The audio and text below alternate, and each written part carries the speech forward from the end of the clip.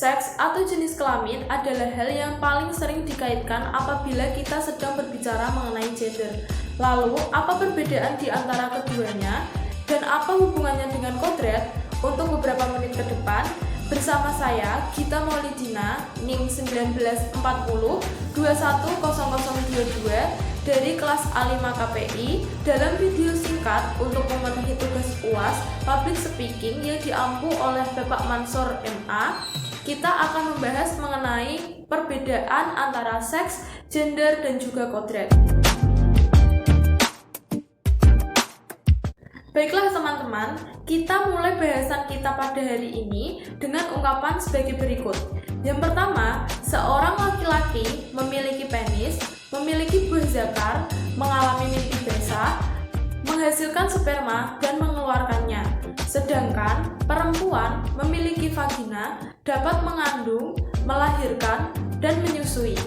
Ungkapan tadi adalah suatu kondisi biologis yang dimiliki oleh masing-masing jenis kelamin. Dan secara kodrat, mereka ini berbeda. Perbedaan-perbedaan inilah yang kemudian kita sebut sebagai kodrat. Berbeda dengan gender. Gender bukanlah jenis kelamin. Gender bukanlah perempuan ataupun laki-laki. Gender adalah sebuah perbedaan peran dan fungsi sosial antara laki-laki dengan perempuan yang terbentuk oleh lingkungan tempat kita berada. Gender tercipta dari proses sosial budaya yang panjang di lingkungan tertentu sehingga terdapat perbedaan dari tempat satu ke tempat lainnya. Gender ini bisa dipertukarkan fungsi dan juga peran sosialnya, dan gender ini bisa berubah dari waktu ke waktu.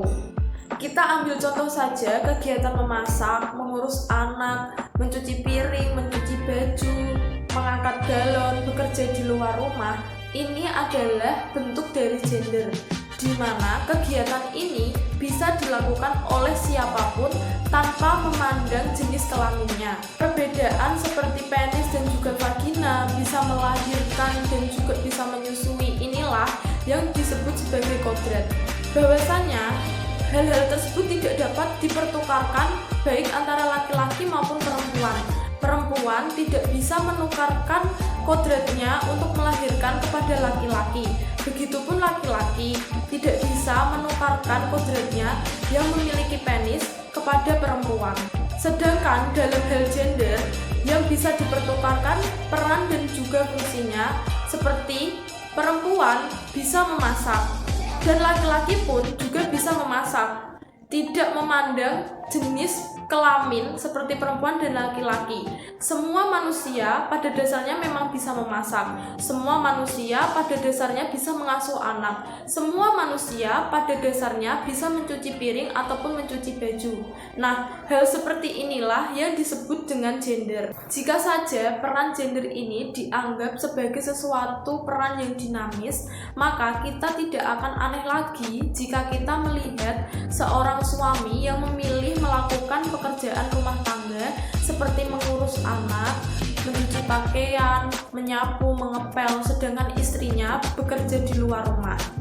Ini adalah bukan sesuatu pemandangan yang aneh jika gender ini itu kita sebut sebagai suatu peran yang dinamis. Karena kita akan paham di mana di lain kondisi suaminya ini pasti akan melakukan pekerjaan di luar rumah, sedangkan istrinya melakukan pekerjaan rumah tangga.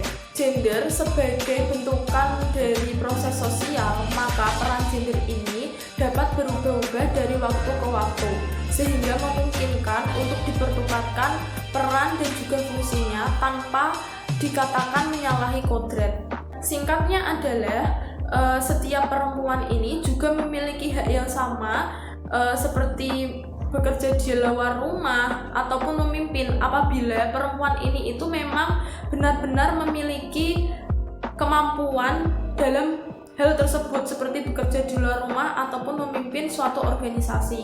Begitupun juga laki-laki, tidak menjadi sesuatu hal yang aneh apabila seorang laki-laki ini itu pandai memasak atau melakukan kegiatan rumah seperti menjemur pakaian, mengepel, menyapu, dan lain sebagainya. Jadi jelas bahwa pertukaran peran antara laki-laki dengan perempuan, baik itu di wilayah domestik maupun di wilayah publik, ini tidak dapat dikatakan sebagai aksi menyalahi kodrat atau melawan kodrat. Sebaliknya, jika pertukaran peran ini dilakukan secara harmonis, akan membentuk suatu masyarakat yang memiliki pikiran terbuka dan lebih maju. Karena masyarakat tersebut akan berpikir bahwa setiap orang memiliki kesempatan, peluang, dan penghargaan yang sama. Peran gender yang seimbang akan memicu sumber daya yang produktif dan akan menyumbangkan kemampuannya untuk kemajuan bersama. Dan inilah yang disebut sebagai fungsi dari kesetaraan gender yang sebenarnya digaungkan selama ini. Sekian yang dapat saya sampaikan, semoga bermanfaat. Kurang lebihnya saya mohon maaf. Billahi taufiq wal hidayah. Wassalamualaikum warahmatullahi wabarakatuh.